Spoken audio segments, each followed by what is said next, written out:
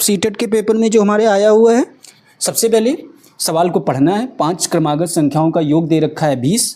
प्रथम 3 क्रमागत संख्याओं का योग क्या है ये आपको बताना है। तो सबसे पहले 5 क्रमागत संख्याएं आपको पता तो होंगी नहीं, तो इनको हमेशा क्या करेंगे हम लोग, माना।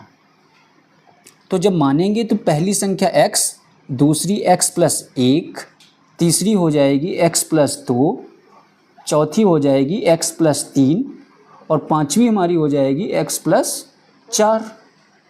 इतनी बात आप समझ गए होंगे। 5 क्रमागत माननी थी, हमने मान ली। अब बोला इनका योग, योग कितना दे रखा है 20। योग का मतलब जहाँ पर हमने कामा लगाया है इन सबको हमको क्या करना है, जोड़ना है। तो x फिर x+1, फिर जोड़ का निशान x+2, फिर जोड़ का निशान x+3, फिर जोड़ का निशान x+4। अब बोला इन सब का योग हमारा क्या दे रखा है 20। इतनी बात आप समझ गए होंगे। अब क्या करना है, जो भी x वाली संख्या है उनको जोड़ लेंगे। x कितने बार आया, 1 बार, 2 बार, 3 बार, 4 बार, 5 बार। तो 5 बार x का मतलब हमारा क्या हो जाएगा 5x। अब देखते हैं गिनती हमारी संख्याएं क्या है। 1 2 1 3, 3 3 6, 6 और 4 क्या हो जाएगा हमारा 10।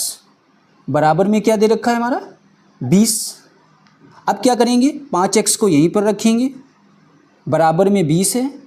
इस वाले 10 को जब उधर ले जाएंगे तो किसका हो जाएगा, इधर जोड़ का उधर जाएगा तो घटाने का यानी माइनस का हो जाएगा। अब 5x बराबर हमारा क्या आ जाएगा, जब इसको इससे घटा देंगे तो हमारा क्या आएगा 10।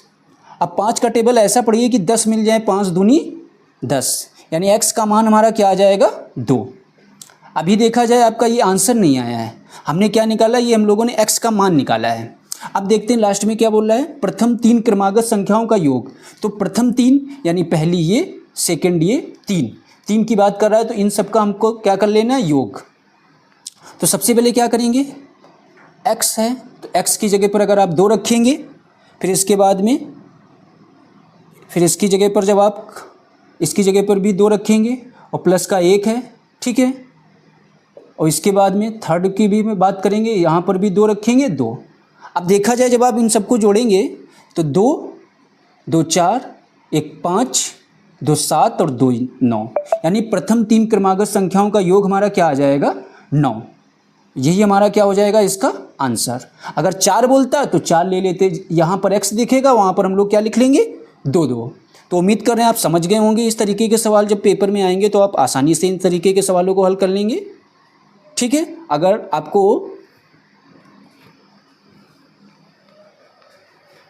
जैसा कि आप लोग देख रहे होंगे ऐसा सवाल सीटेट की हर बार परीक्षा में पूछा जाता है, तो आज आपको इस तरीके से ऐसा सवाल हम समझाएंगे ताकि आपको दोबारा कभी ऐसे सवाल समझने की ज़रूरत ना हो। तो सबसे पहले आप देखेंगे कि 1 किलोमीटर का 2/5वां भाग बराबर है। तो इस सवाल को कैसे हल करना है, सबसे पहले ऑप्शन देखेंगे। एक 300 मीटर है, 400 है, 450 है। बात यहाँ पर मीटर की हो रही है और यहाँ पर क्या दे रखा है किलोमीटर। तो सबसे पहले 1 किलोमीटर है तो 1 किलोमीटर लिखेंगे हम लोग, ठीक है। अब का मतलब आप लोग जानते होंगे क्या होता है, गुणा। और सबसे पहले लिखा है 2 तो 2 को लिख लेंगे, और ये लिखा है 5वां। जब कभी भी बात भाग की होगी तो उसको हमेशा बटे में लिखेंगे। इतनी बात आप समझ गए होंगे। इसके बाद क्या करना है कि 1 किलोमीटर को आंसर मीटर में लाना है, तो 1 किलोमीटर को जब हम लोग मीटर में बदलेंगे तो इसकी गुणा हम लोग किससे करते हैं 1000 से, ठीक है।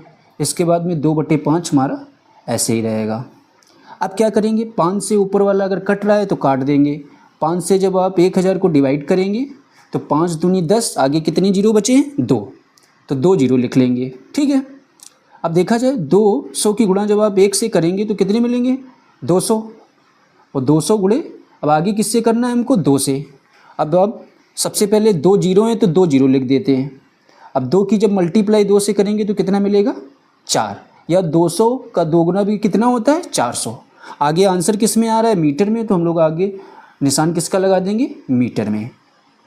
तो ऐसा सवाल आपके सीटेट के पेपर में हर बार आता है। ये आपका प्रीवियस ईयर का सवाल है जो पूछा गया है। तो अब क्या करेंगे, आप इसी तरीके के सवाल दूसरा ट्राई करेंगे। जैसे यहाँ पर 1 किलोमीटर का लिख सकते हैं 3/5वां भाग या 7 और 5वां भाग। इस तरीके से आप बहुत सारे जब इसके ऊपर सवाल करेंगे तो आपकी जो गलतियाँ हैं वो सही हो जाएंगी।